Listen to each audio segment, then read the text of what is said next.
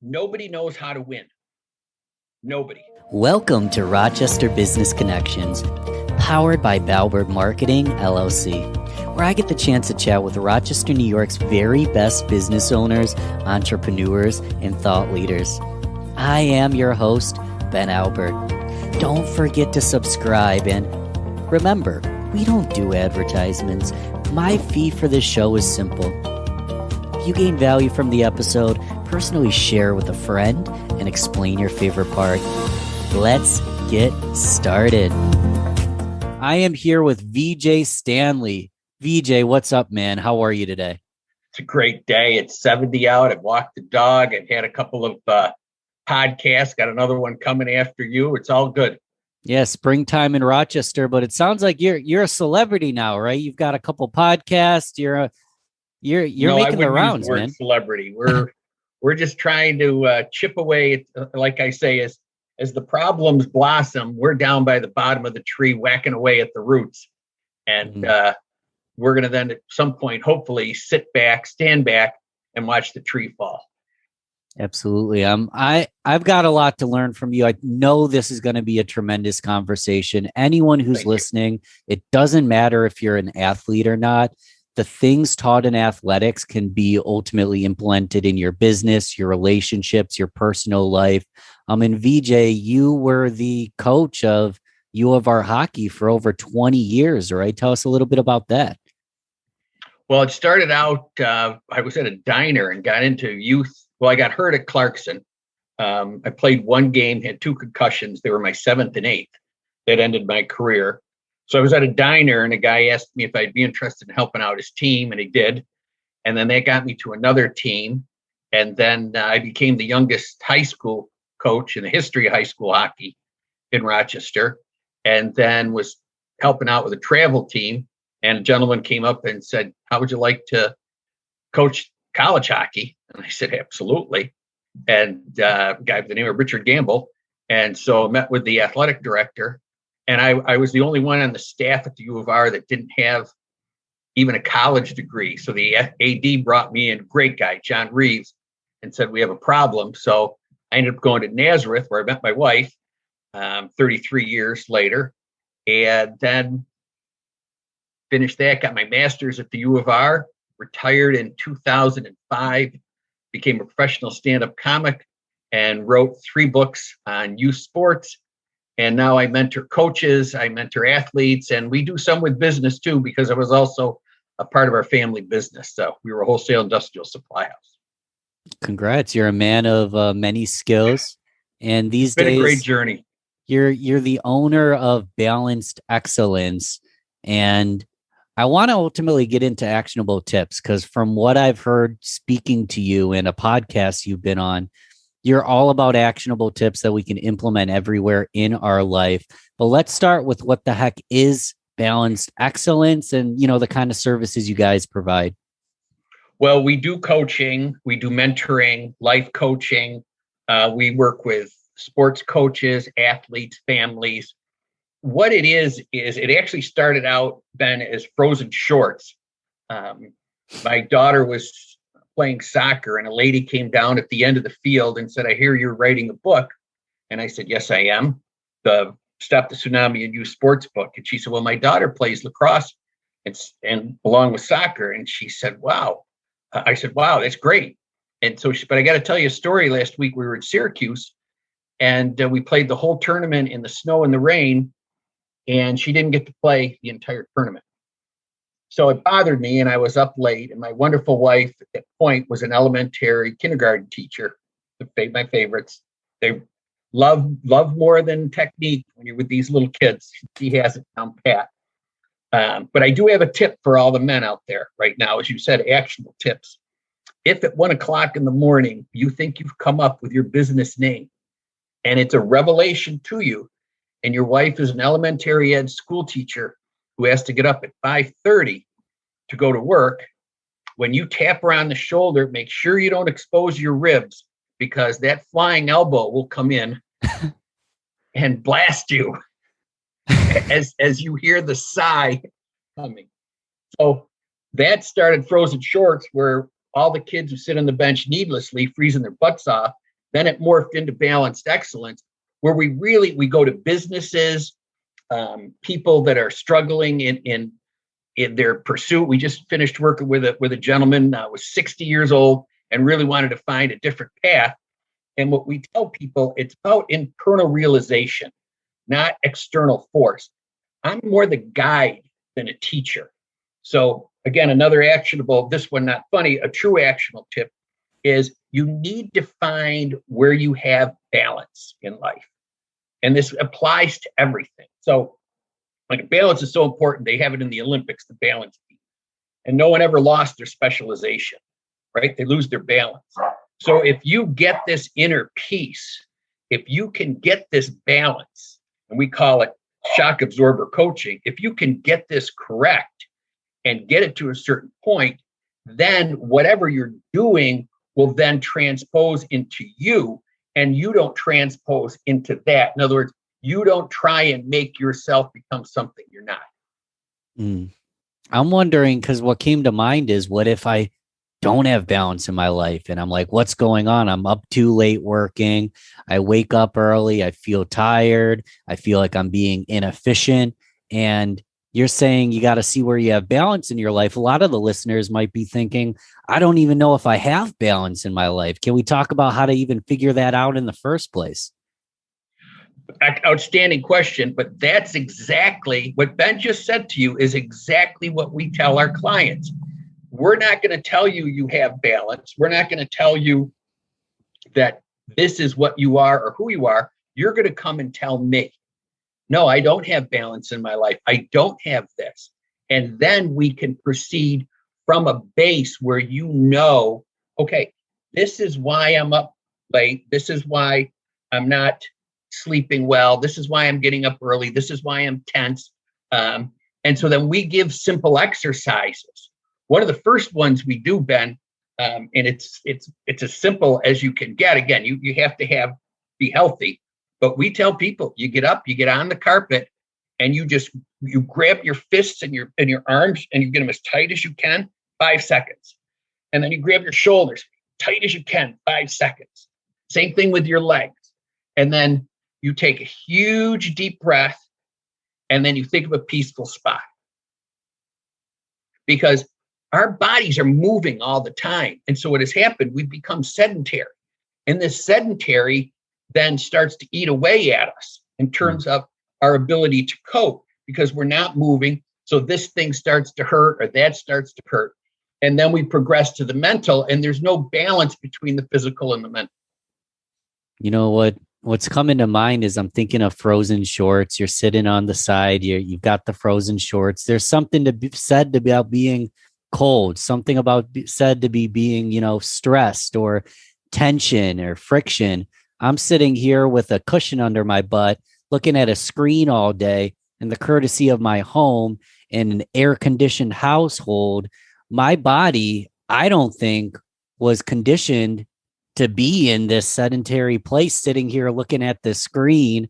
Ultimately, in an air-conditioned household, it's meant to be outside. It's meant to be cold. It's meant to be stressed. It's meant to be running, stopping, lifting, all these things that we do in athletics. But it's interesting because we've been doing this for thousands of years, spending time outside, building homes, farming.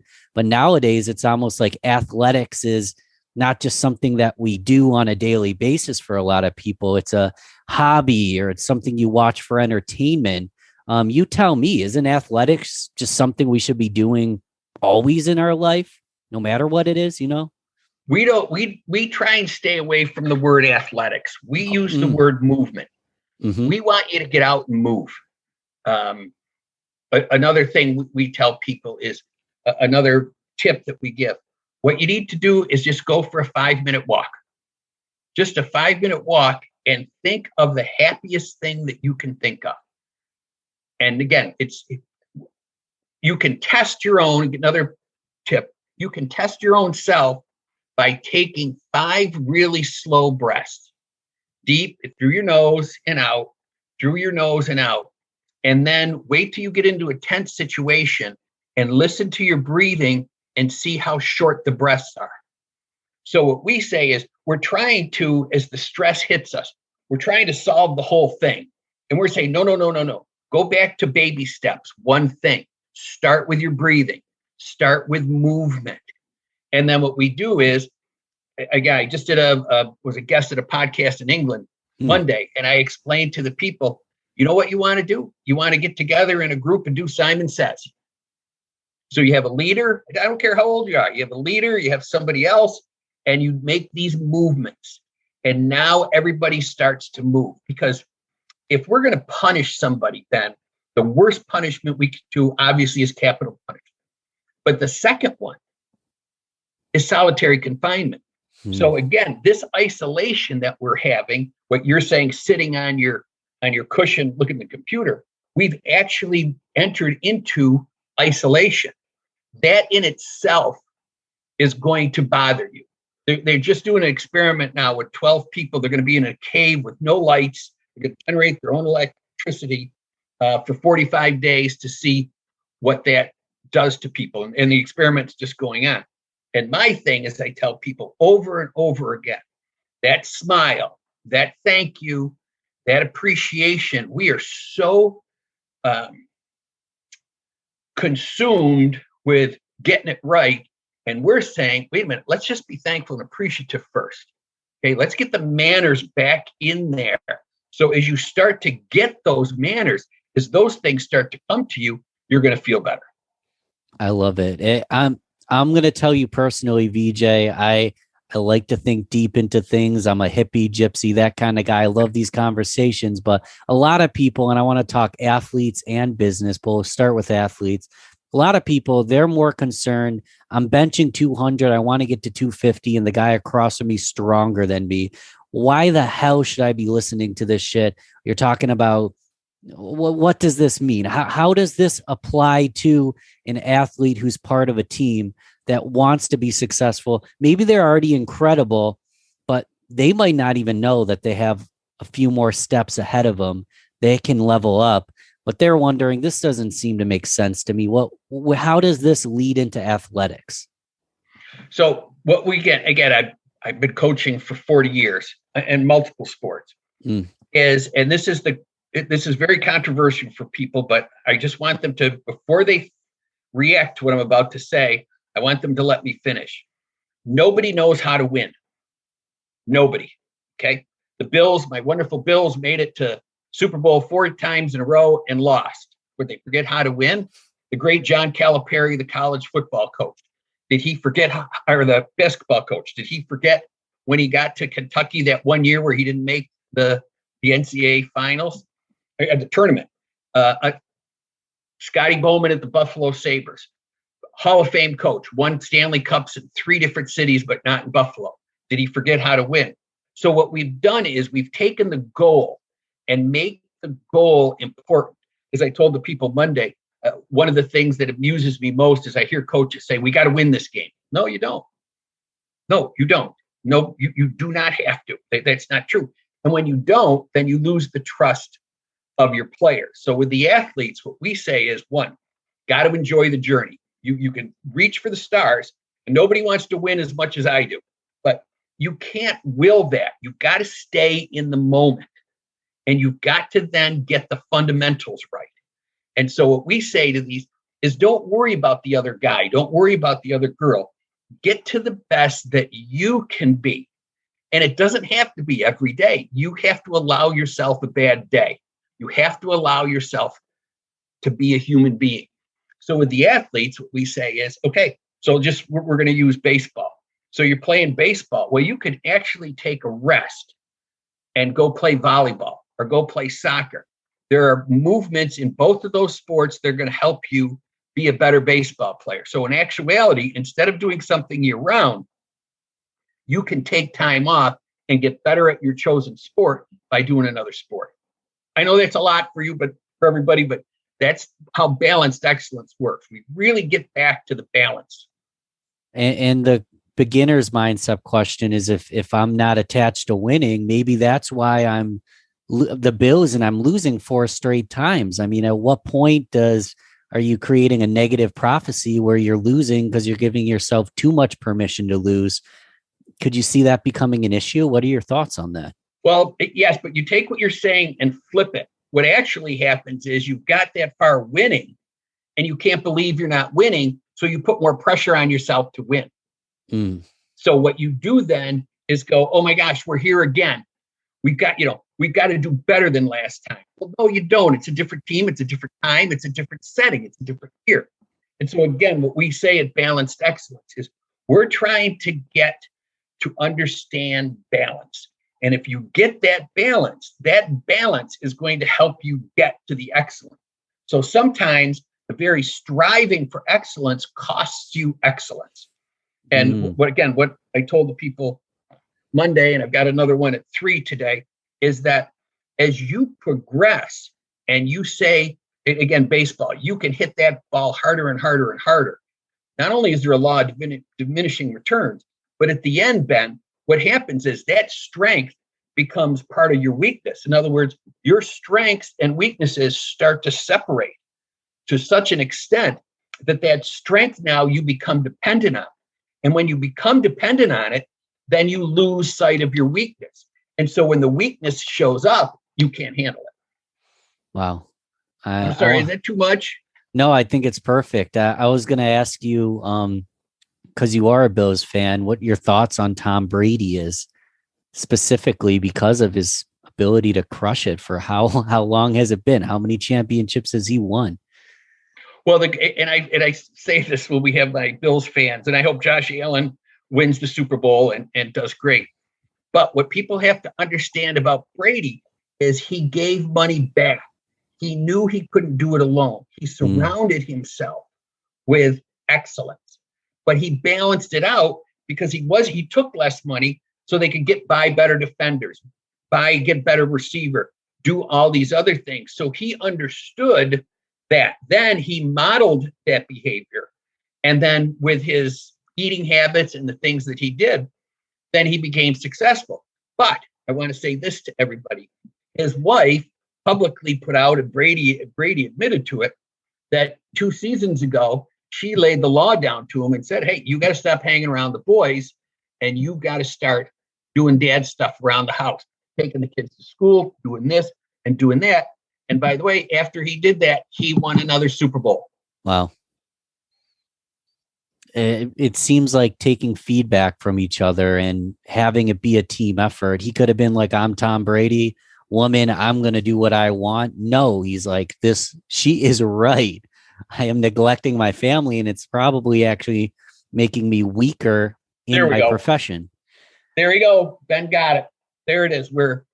Now let's 10 minutes into this, and Ben's got it. That's exactly what we talk about at Balanced Excellence. Exactly. Spot on. Let's move into the business realm, because it's easy to see that an athlete's being successful because they're fast, strong, they're skilled, they're winners, and they're part of a good team. That's very tangible. The business realm, sure, there's the size of your team or the amount of revenue you do, but a lot of people might not understand how to implement this into their business. A lot of my listeners, they're entrepreneurs, they're intrapreneurs, they're salespeople, they're business owners.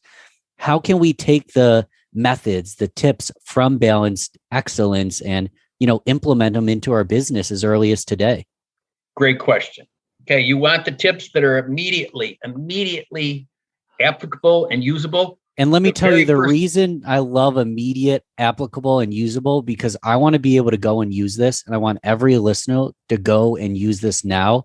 And when they see it works, they can obviously reach out and dive deeper for more. So I cut you off. Go on with number 1. The first and most important thing for every manager and business owner to know, and I would tell this to my brother and father at our company. We now, in the 2000s, work for our employees. They don't work for us. If you can wrap that into your brain, into your psyche, and you can understand that it's our company. And I always love, but I'm the one taking all the risks. All right, let's just calm down. It was your choice. These people didn't come to you and say, do this. Okay.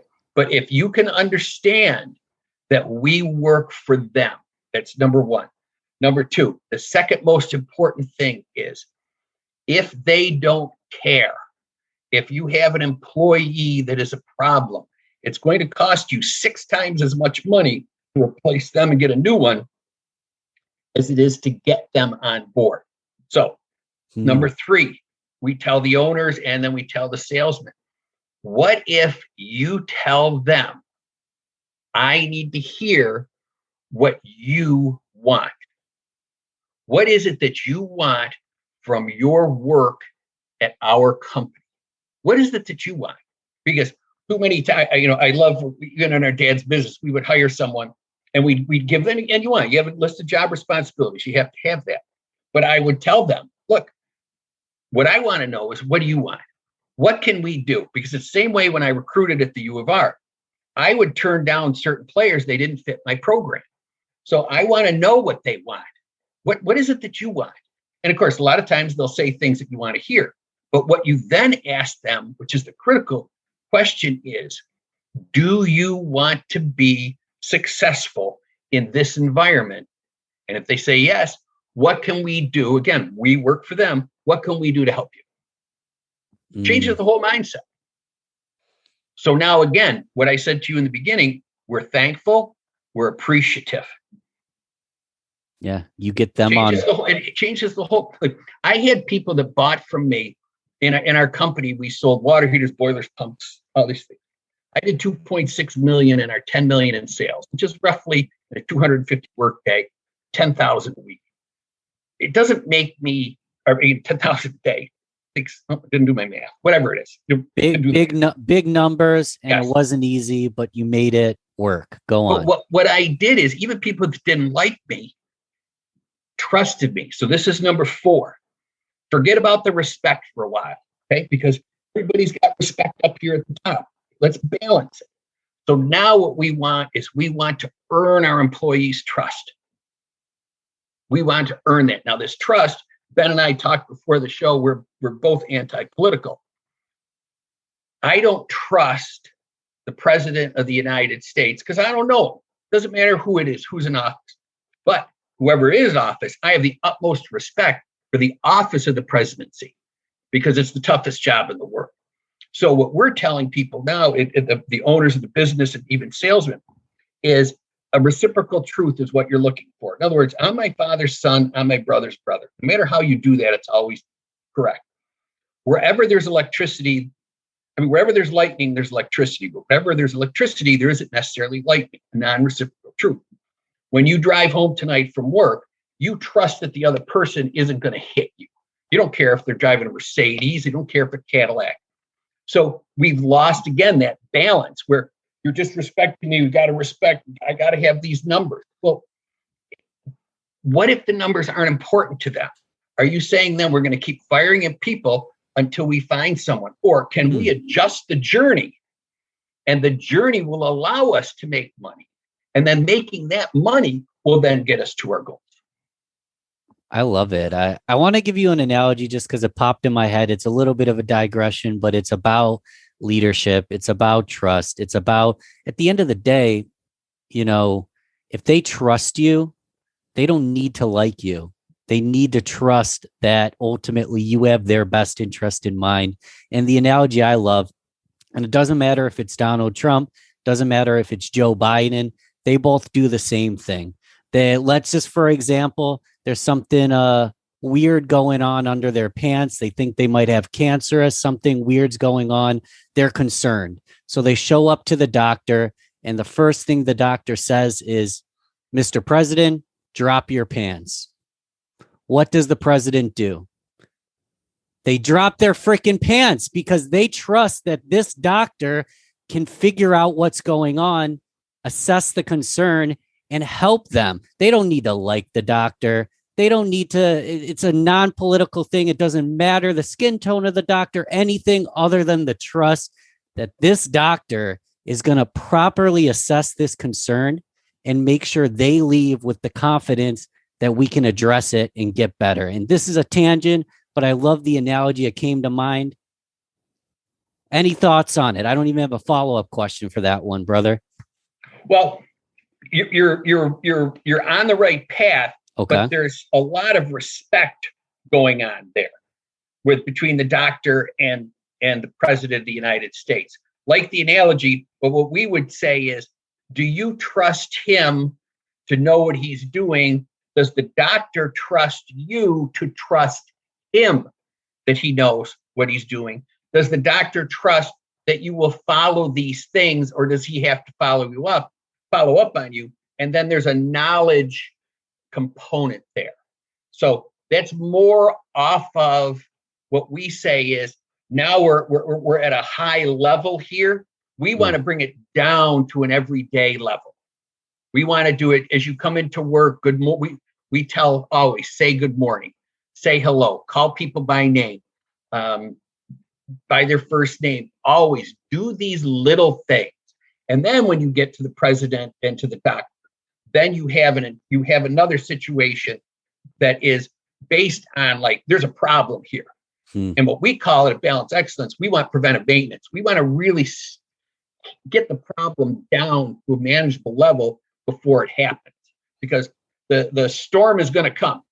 And what we call it shock absorber coaching for our coaches, is that we want to be able to have you, when the doctor gives the president the bad news, be able to internalize it and figure out how to fix it with the doctor. I like that. No, I see a lot of little small pieces that you do every day, saying good morning, being there for people, showing gratitude, helping people every day. The president walks in, you're not like, oh my God, this is the biggest consultation of my life. You're like, it's exactly what I did yesterday. It's exactly what I'm going to do tomorrow. I'm going to give them the exact same service because I'm a winner at my profession. I'm wondering, where the hell do you learn this kind of stuff? Did you just write the book on it, BJ, or do you have mentors or coaches or people that you look? You didn't learn this overnight, I can't imagine. Well, I've been doing it since I'm about 21 years old. I next door to us, when I was growing up, we had he was head of the family counseling, probably the smartest man I've ever met in my life, Dr. Tom Thornton. I actually did family counseling. It started from scratch at the U of R, and we would talk till 3-4 o'clock in the morning, on multiple times. He's 40, I'm 18, because I had all these questions, and I've always just thought that if everybody's going straight down this path, then I got to go right or left. I don't know, but everybody's going down there. I just don't think that's the right thing to do. So it evolved. Like, again, I'm this young coach, and I take over this team, and I just told the players, here's what we want to do. Here's how we want to do it. It wants to be fundamentals. In business, I mean, I would just, with my customers, if I make a mistake, I'm going to tell you. If this is wrong, I'm going to tell you. And I've just had this questioning, analytical brain forever, I mean, since I can remember. And people seem to know, again, that they can trust me, and I make sure that I put whatever they're doing at the top of the thing. I guess it's a rambling long answer, but yeah, I've been this way since I can remember. Well, I'm happy you are, because you've got a lot to teach people. A lot of people need mentorship. They need coaching. We want to give back. I've had a great run. I got a great wife. I got 2 great kids. I live on the shore of Lake Ontario.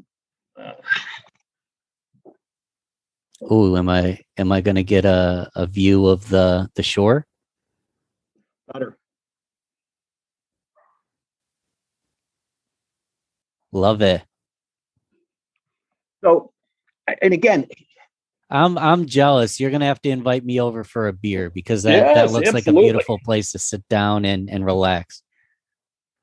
And I try to tell people over and over again is that I want to know first of all, I want to know what I don't know. But with you, with my clients, I want to know about you. I have a real interest in you. Then we'll get to your problem. Okay? We get to that, what we understand that it's all about the journey. And in that journey, we want highs and lows, because they're going to come. But in that journey, we want to be able to share what we know. And then what we do at Balance Excellence is, as you go through this journey, like a lot of life coaches, and I'm not criticizing anybody, whatever works for you. They meet with their people every day. Well, we're just the opposite. In our life coaching business, we want you to not need us. As I tell everybody, I think I might be the only businessman in the country that has planned obsolescence as part of his business structure. But we want you then to own your own journey so that when I teach you, you can teach the next guy. So BJ Stanley doesn't exist 100 years from now. Who cares? But balanced excellence, if that does, now we've made a true difference. And that's what's important. And then that balanced excellence, how you interpret it, how you internalize it, how you share it is really what's important. I love it. I forget where I've learned this before, but what I've heard is there's nothing more humbling or fulfilling than helping someone and training them to the point that they're actually better than you. And then the question is, are you going to be resentful, jealous? No, you created something that's literally they're better than you, and they can transcend that onto somebody else. I think it was Kobe Bryant that was saying it. He hates the greatest of all time conversation. He thought it was stupid. It was, don't ask Kobe if he's the GOAT. First off, it's a dumb, shallow question. Second, what he says is, okay, there would be no Magic Johnson without the people before him. And there would be no Michael Jordan without Magic Johnson. And guess what? There would be no Kobe Bryant without Michael Jordan. And guess what? There would be no LeBron James without all those people before him. So to ask me, Kobe Bryant, or anyone, are you the best? Are you the greatest of all time? No, and I hope not. It's all setting the stage. VJ's setting a stage for 100 years. It would be great if people knew who you are. It's great if U of R recognizes you. It's very humbling, but I think what's even better, what I hear you saying is what's even better is your message and your training and mentorship, creating a ripple where people are better than you, and in the world, your empire is better than you for it. So I love what you're doing, man. I want to know, because you told me offline, when we first talked, you do a lot of public speaking. It's sometimes controversial. and I'm just wondering what's controversial about it. If you want to walk me through one of your speeches, or ultimately something that I want to shock people, but I also want to wow them and I want them to learn something. So again, the first one, nobody knows how to win, is very troublesome. But the second one is, you don't have to be in front to lead. You don't have to be in front to lead. 3, you as a human being have to understand that you don't have to be perfect. Everybody now is so tense because we live, and this is the controversial part, we live in fear right now. We live in fear of our payment. We live in fear of whatever kind of violence is out there. We live in fear that we don't have enough money. We live in fear that people aren't going to like us. Well, it's an old cliche, but you got to like yourself first. But if you want to lead, you have to model that behavior. And again, it's back to being thankful and being appreciative. And the biggest controversial one, if that's not enough, is listen. Yeah. The dirt nap is forever. Calm down. Say that again. The dirt nap is forever. What's that mean? Death. Oh. Calm down. Look around. Enjoy. And you can enjoy by being thankful and appreciative. It's manners are absolutely critical in life to feel good. And then the another controversial one, I have no interest in being happy. Not interested. Because for every positive, let's just say happiness, you go to a wedding, right? Everybody's cheerful at the wedding and the reception, we do all this stuff, and then we're not cheerful anymore. And then it goes down. Now, somebody gets killed and you're mad at somebody else for years.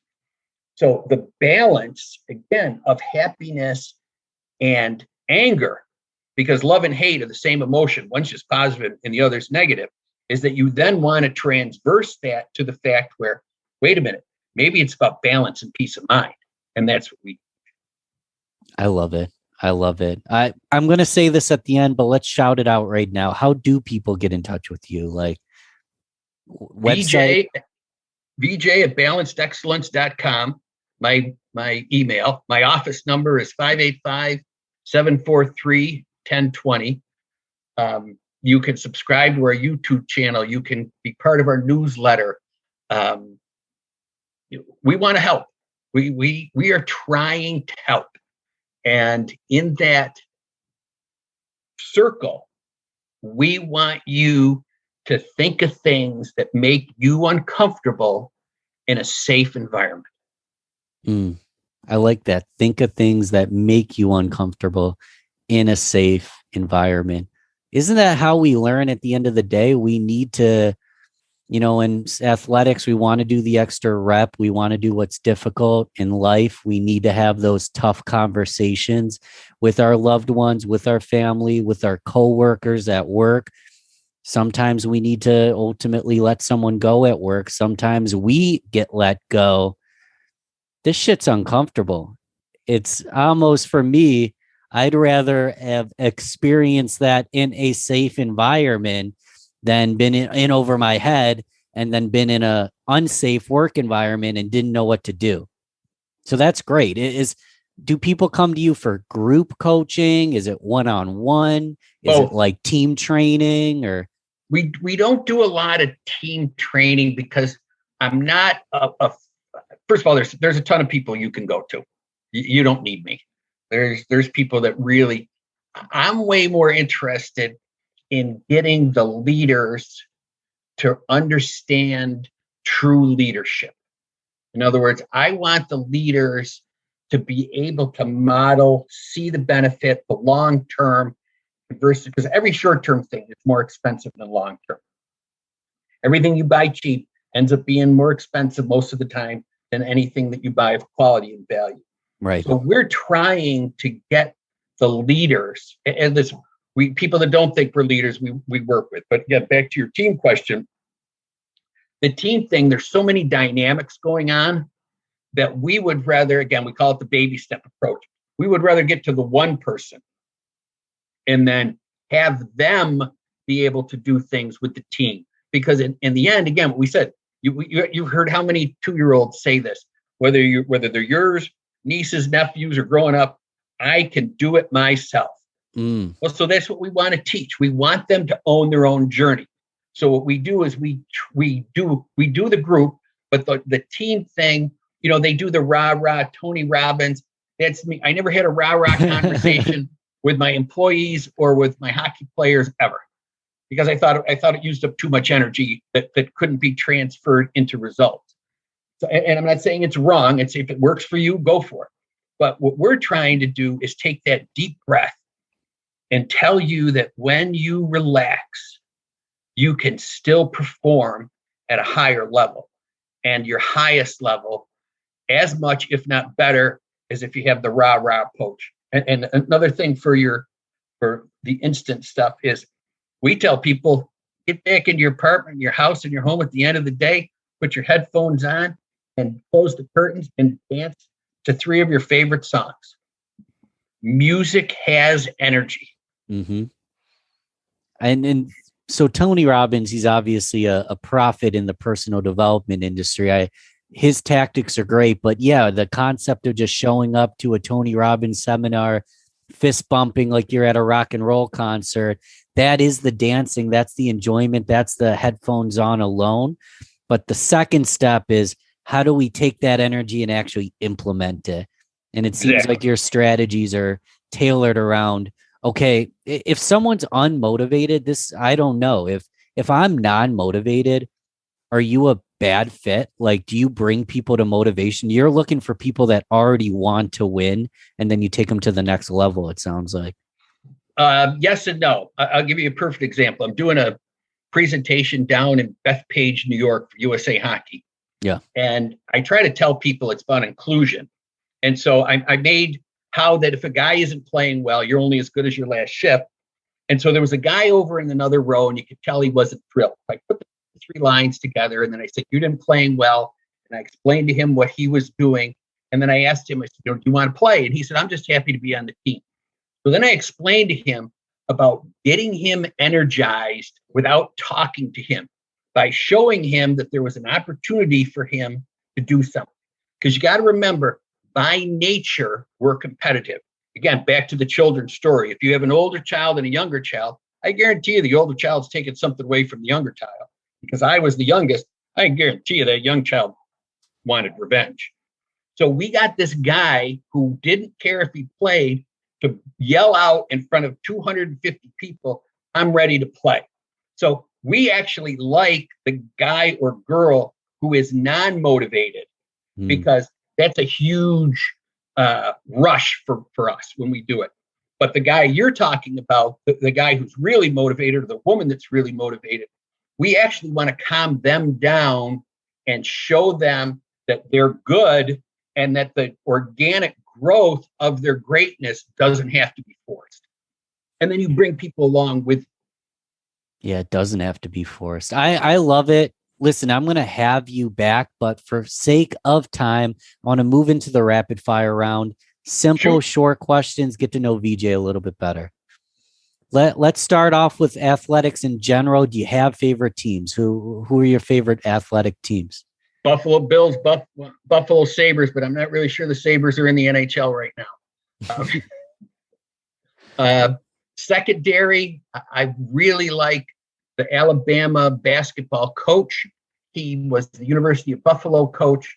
So he has transformed the Alabama program by reinstituting some of the things that we talk about in terms of going against the grain, but getting organic growth. I love it. Do you have any favorite specific players that you look up to? Not that I look up to. What I do, my daughter's a certified athletic trainer at Nazareth College. I keep asking if they're good people. Is this person a good character? Is that girl a good character? So it's always been to me like Sidney Crosby, Wayne Gretzky, Dwayne Wade, the guys that are really, really Don Mattingly for the Yankees. The guys that really exude class are the guys and women that I like. Mia Hamm. The people that understand that the humility, what is the thing where people say where you're really tough and rough, swag. Okay. I don't believe in swag. I don't believe in swag. Well, it can be a facade. It could be a facade. It can be a facade. Yeah. It can be a fake. I mean, you can have a lot of swagger. You can look nice. You can talk a great game. You can be a good salesperson. You can be a great athlete. If you're not showing up and doing a good job every single day, you could be a weak point in the team, is what I'm thinking. I'm a huge guy on humility, honor, and integrity. I love it. Are you a morning person? Are you a night owl like me? Both. I sleep, sorry, people. I only sleep like 4 or 5 hours a night. Can you function on 4 or 5 hours? Are you just used to it? How long you been sleeping for 4 or 5 hours? That for me, I need almost double that. I probably need about 6 to 8, but probably for 40 years. Wow. I'm just different. They say some people are wired that way. Some people need the standard that you need 7 to 9 hours, you need 8 hours. Everybody's different. Some people should be sleeping more. Some people might even should be sleeping less. It sounds like you're wired to just get up and get at it, man. I'm impressed. I am though now. At this point in my life, I do take a nap once or twice a week. I gotta be you're running out of steam. You're running out of steam. What's up? For an hour, I gotta sometimes I gotta take a nap, and it's hilarious because my wonderful wife just got a Havanese puppy, and the puppy will just all of a sudden collapse. He'll be going 90 miles an hour, and then all of a sudden, her name, Bailey.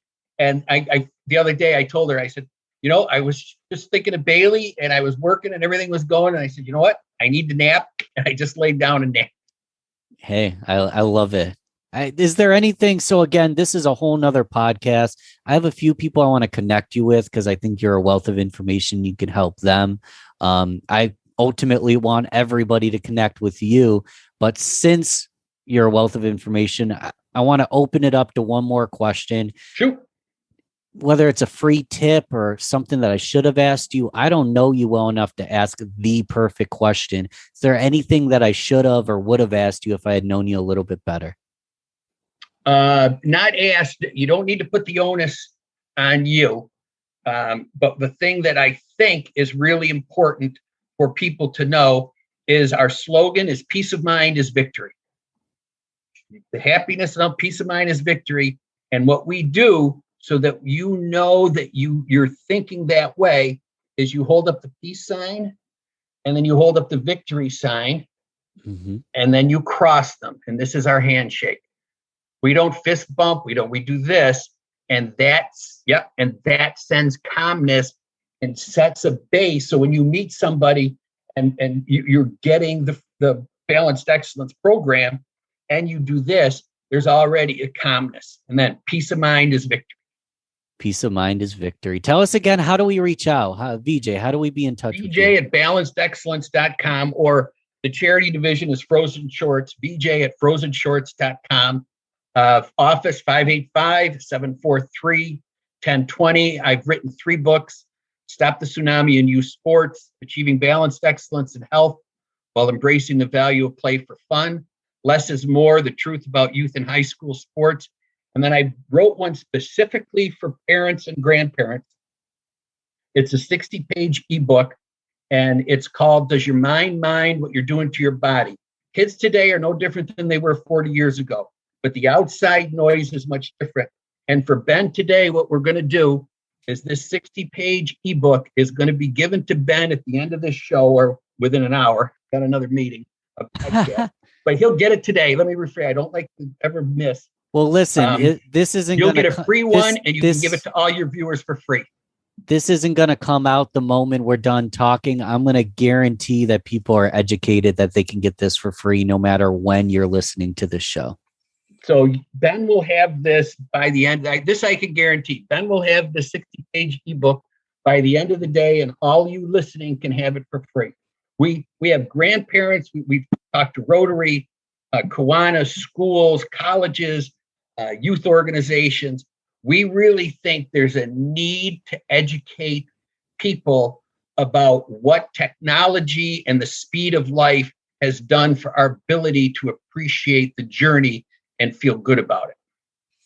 Well, thank you, VJ. You should be charging for it. If it's 2 years guys from get it now, for free. If you're listening, you want to help people. I want to help.